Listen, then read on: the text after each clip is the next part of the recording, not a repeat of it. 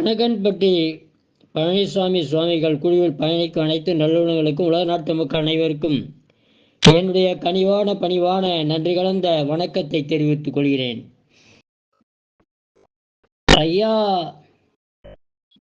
ஐயா என்னங்கம்மா? எங்க பொண்ணுக்குங்க ஐயா குழந்தை பிறந்திருக்குங்க ஐயா. குழந்தைக்கு பால் பத்துறது இல்லைங்கய்யா. அதுக்கு என்னங்க ஐயா செய்யலாம்? இதுக்கு ஏங்கம்மா தயங்கி தயங்கி கேட்குறீங்க?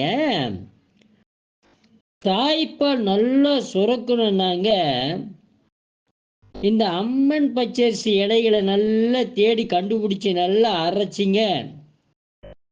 இந்த எலும்பிச்சங்காய் அளவு கரைச்சி 1 டம்ளர் பாலில் கலக்கி தினமும் காலையிலையும் சாயந்தரம் 2 நேரம் கொடுத்துட்டு வாங்கம்மா.